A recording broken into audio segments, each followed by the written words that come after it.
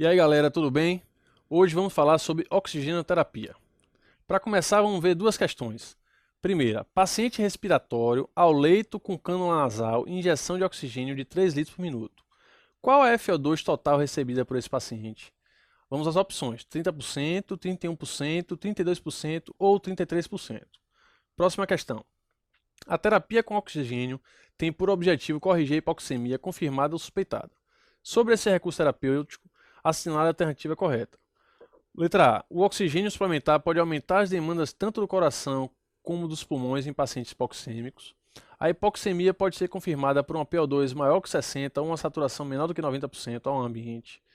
Quanto mais alta a PO2 e mais longa a exposição, maior é a probabilidade de dano dos pulmões e ao sistema nervoso central pela toxicidade do oxigênio. A cânula nasal é um sistema de alto fluxo que fornece oxigênio suplementar diretamente para as vias aéreas superiores. Uma frequência lenta de respiração pode diminuir a FO2 fornecida por sistemas de baixo fluxo. Então vamos lá. A oxigenoterapia ela tem sua indicação principal naquele paciente que ele tem uma hipoxemia, seja ela suspeitada ou identificada. Então, aquele paciente que ele tem uma hipoxemia arterial, esse sangue ele não vai estar chegando de forma adequada para os órgãos vitais do organismo e, por conta disso, a gente precisa correr atrás para revertê-la. Então, por isso que é importante a utilização da oxigenoterapia, porque a gente consegue reverter de uma forma bem rápida a hipoxemia arterial. Contextualizando. O objetivo da oxigenoterapia é obter uma saturação de oxigênio superior a 90%, de forma que a PaO2, ou seja, a pressão parcial de oxigênio no sangue arterial, esteja acima de 60 mg de mercúrio, né, a fim de favorecer o metabolismo aeróbico desse paciente. Quais são as causas da hipoxemia? A causa da hipoxemia ela é multifatorial, né? Muitas são as possibilidades que podem levar esse paciente a ter uma hipoxemia. Sejam questões ventilatórias, sejam questões circulatórias. Então, uma delas é FO2 reduzido, ou seja, a quantidade de oxigênio que eu estou ofertando para esse paciente está sendo aquém do que ele precisa, então ele vai desenvolver hipoxemia. Ele pode ter uma hipoventilação alveolar, ou seja, aquele paciente que ele está ventilando menos do que ele deveria, então está chegando menos ar para que se dê a troca gasosa. Ele pode ter uma alteração da difusão alveolar, ou seja, está chegando menos sangue nesse paciente, então está tendo um problema de difusão, né? Eu posso ter desequilíbrio da relação VQ, da ventilação-perfusão, ou eu posso ter também a presença de shunt. Então, a hipoxemia é multifatorial e a gente precisa entender, de fato, as causas dela para corrigi-la, mas a utilização de oxigenoterapia é uma importante arma para a gente fazer a reversão dessa hipoxemia. Indicação absoluta, PO2 menor ou igual a 60 mg de mercúrio, de forma aguda, aquele paciente que não tem problema ventilatório e ele experimenta uma PO2 menor do que 60%, então o paciente tem hipoxemia, ele precisa de reverter isso. Aquele paciente tem uma saturação de oxigênio menor do que 88 a 90% em ambiente. É aquele paciente que tem uma PO2 menor ou igual a 50 mg de mercúrio quando esse paciente está em ventilação mecânica, né? Nessa setinha a gente consegue identificar que o paciente, quanto mais tempo ele sofre influência da hipoxemia, mais são os tecidos afetados por essa hipoxemia e tendo esse prejuízo. Então, com menos de 3 minutos, o cérebro já está sendo afetado. Então, aquele paciente que faz hipoxemia importante, a gente precisa de fato revertê-la rapidamente. O paciente tem uma parada cardiorrespiratória, a gente precisa reverter rapidamente para que não haja prejuízo da circulação e da oxigenação do cérebro, podendo ter repercussões bastante significativas nesse paciente. Então, o rim e o pulmão de 15 e o fígado de 15 a 20 minutos, a musculatura esquelética de 60 a 90 minutos. Então, quanto mais tempo a gente vai sofrendo influência da hipoxemia, mais órgãos vão sendo afetados e esse paciente vai ter um prejuízo importante.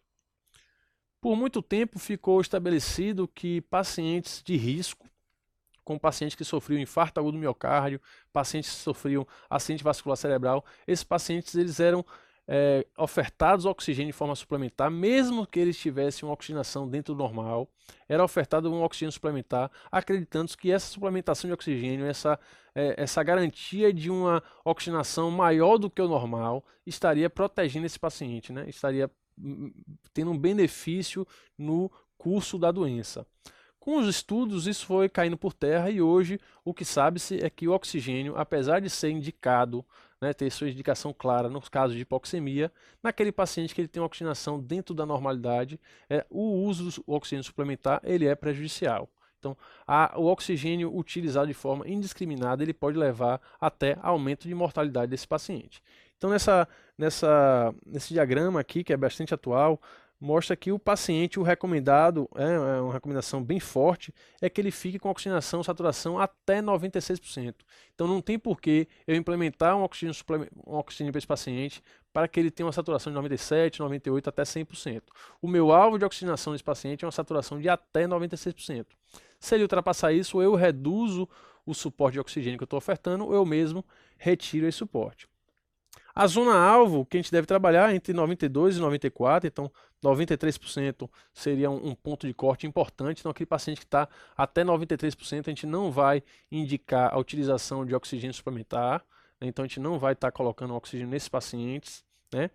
Paciente de 90 a 92% é um paciente que pode ser colocado ou não, mas a recomendação também é fraca. Então, de fato, a gente vai estar suplementando oxigênio naquele paciente que tem uma saturação periférica de oxigênio menor do que 90%.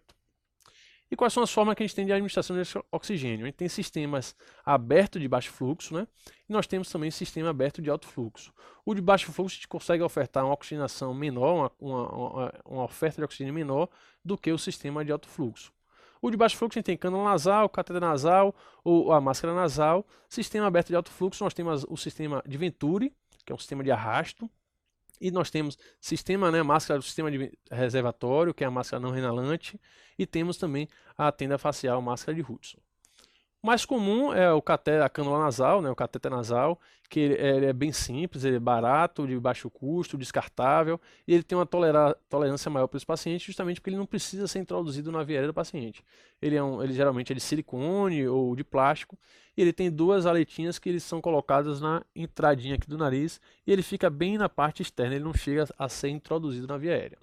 É um cateter de maior aceitabilidade, mas é um cateter que a gente vai utilizar naqueles pacientes que precisam de uma FO2 mais baixa, né? Justamente porque a gente não consegue aumentar muito o fluxo, porque como ele está bem esterilizado no nariz, ele acaba misturando muito com o ar ambiente e acaba que a gente não consegue ofertar uma FO2 tão alta.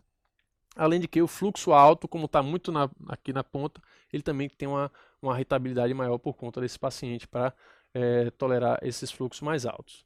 O cateter nasal é um cateter, é uma cânulazinha, que a gente faz uma mensuração, né, do lobo da orelha até o nariz, para identificar o tamanho que a gente vai introduzir na via aérea. Então eu faço esse cálculozinho e vou introduzir essa porção de cateter dentro da narina.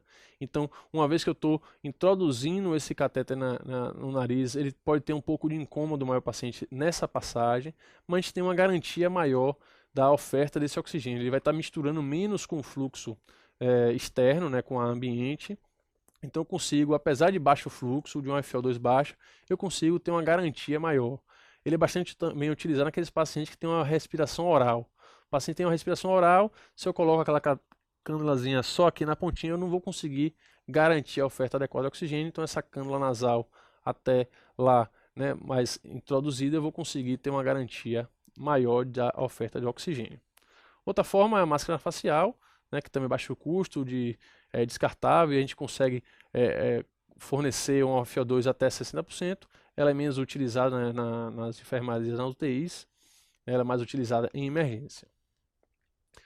A máscara sistema de Venturi é um sistema que tem vários pistões de cores diferentes. Cada pistão ele consegue ofertar uma FO2 específica. Ele tem a vantagem de conseguir ajustar objetivamente a quantidade de FO2 ofertada a esse paciente. E para o mesmo sistema a gente tem tanto fornecimento de uma baixa quantidade de oxigênio, FO2 de 28%, que corresponde em torno de 2 litros por minuto, até cerca de 50% de FO2. Então é um sistema que a gente consegue garantir a oxigenação desse paciente com FO2 ajustada, desde uma FO2 baixa até uma FO2 considerada alta, que é em torno de 50%.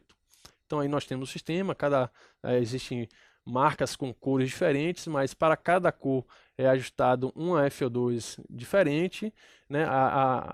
Um ajuste entre o pistão e a quantidade de litros que deve ser colocado no fluxômetro na parede, então a relação entre esses dois vai dar a FO2 desejada.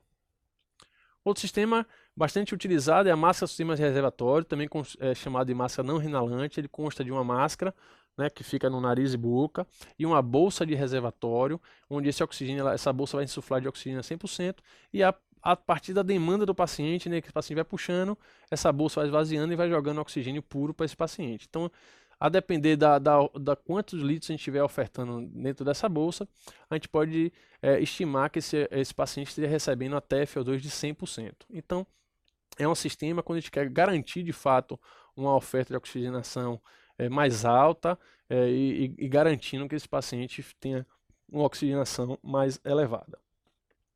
A tenda facial, máscara de Hudson, ele tem baixo custo, ele pode ser reutilizado, ele é bem tolerada, ele permite também a oxigenoterapia mais elevada, ele é bastante utilizado no centro cirúrgico, na emergência, e ele é utilizado no transporte de paciente, da emergência para UTI, do centro cirúrgico para UTI. Um outro sistema bastante utilizado atualmente, né, novo, é o sistema de alto fluxo. Ele geralmente é utilizado em UTI, pode também ser utilizado em emergência. Eles têm um efeito comparativo até com a ventilação não invasiva, porque o fluxo ele é tão alto que ele chega a gerar um pouco de pressão positiva na via aérea, como se fosse um CPAP. Então você tem o benefício de uma alta oferta de oxigênio com um pouco de pressão positiva, que isso vai favorecer esse paciente. Já tem bastante trabalho na literatura mostrando a eficácia do método, comparando com o VNI, não tem em relação da superioridade, mas mostra que em muitas situações, paciente de desmame, paciente de emergência, eles se beneficiam justamente por garantir um alto fluxo de oxigênio associado com uma pequena pressão positiva que vai favorecer a ventilação desse paciente.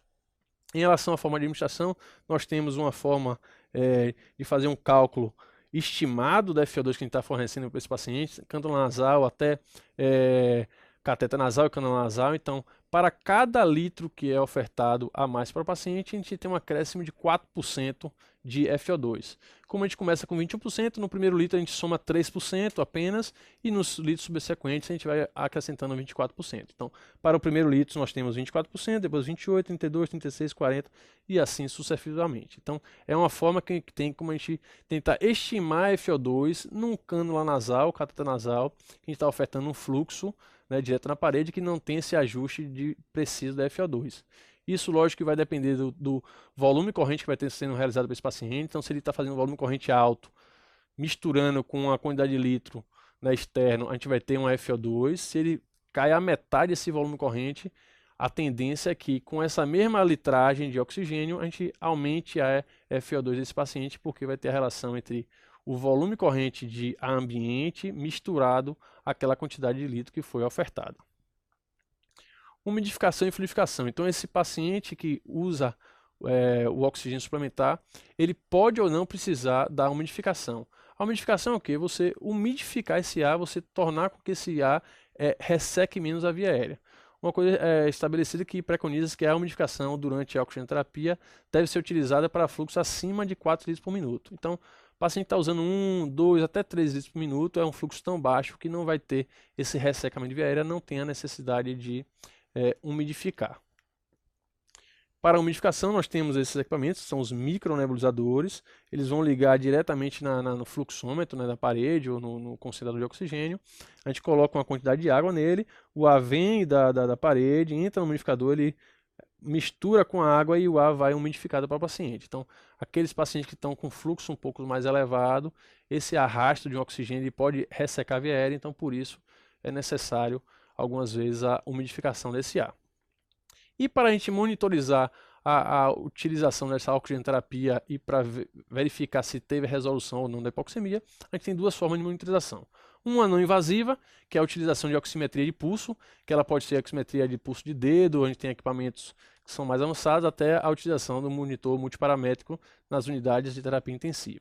Uma outra forma é de forma invasiva, através da hemogasometria arterial, que é um exame que você vai coletar o sangue direto na artéria do paciente, é muito utilizada a artéria radial, e a partir da coleta do sangue arterial, a gente vai conseguir identificar como é que está o nível de PO2 desse paciente.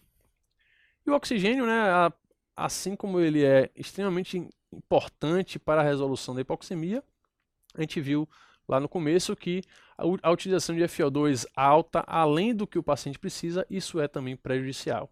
Então, é extremamente importante a gente saber que quanto maior a exposição, maior tempo e maior exposição a FiO2 mais altas, esse paciente está susceptível a sofrer danos por conta da toxicidade de oxigênio. Então, um FiO2 de 100%, em 24 a 48 horas já está tendo alguma repercussão no paciente, né?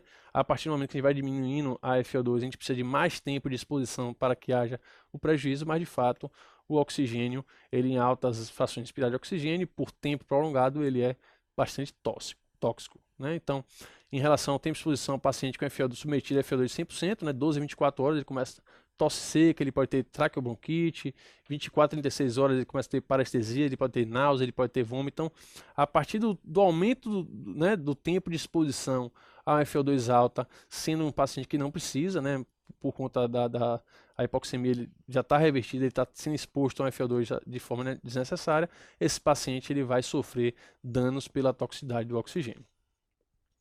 E o risco da oxigenoterapia, nós temos o risco físico, né, o oxigênio, o combustível, pode ter fogo ou até explosão no reservatório de oxigênio, né? Tem a questão do trauma do catéter. Então, o catéter que a gente viu, a gente faz aquela mensuração para colocar, introduzir na via aérea. Durante a passagem pode ter algum trauma e aí lesar de fato a mucosa, né? E a gente tem também o ressecamento da mucosa por uma modificação inadequada. Então, quando o oxigênio está maior do que 4 litros, se a gente não consegue colocar uma modificação adequada, acaba que pode ter ressecamento e essa via aérea acaba ferindo. Em relação ao risco funcional, nós temos a possibilidade de retenção de CO2, pacientes, por exemplo, o DPOC mais avançado, que ele tem uma sensibilidade menor ao CO2 agora mais ao PO2, então um aumento ou diminuição da oferta de oxigênio eu posso estar repercutindo em maior retenção de CO2, um rebaixamento sensório, possibilidade de atelectasia, né, dano ao aparelho mucociliar, né, e também a formação já em neonatos, né, formação insuficiente de surfactante pelo pneumócito do tipo 2. Vamos agora à resolução das questões. Paciente respiratório, ao leito um cânula nasal, injeção de oxigênio de 3 litros por minuto. Qual é a FiO2 total recebida por esse paciente? A gente viu que o primeiro litro a gente soma 3% e o subsequente a gente soma 4%. Então são 3 litros, o primeiro de 21 vai para 24, com mais 1, 28, com mais 2, 32. Então 3 litros por minuto corresponde a uma FiO2 de 32%. Vamos à outra questão. A terapia com oxigênio tem por objetivo corrigir a hipoxemia confirmada ou suspeitada. Sobre esse recurso terapêutico, assinale a alternativa correta. Letra A. O oxigênio suplementar pode aumentar as demandas tanto do coração como dos pulmões em pacientes hipoxêmicos. Não. O fato de eu colocar oxigênio, eu vou estar revertendo a hipoxemia, eu vou estar reduzindo a demanda desses órgãos, né? Então, o oxigênio ele vai estar reduzindo e não aumentando.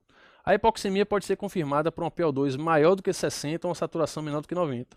Está errado aí a PO2 maior que 60. A gente viu que a PO2 menor do que 60 que confirma a hipoxemia. Vamos pular. A cânula nasal é um sistema de alto fluxo que fornece oxigênio suplementar diretamente para as vias aéreas superiores. A cânula nasal é um sistema de baixo fluxo e não de alto fluxo. E a última, uma frequência lenta de respiração pode diminuir a FiO2 fornecida para o sistema de baixo fluxo.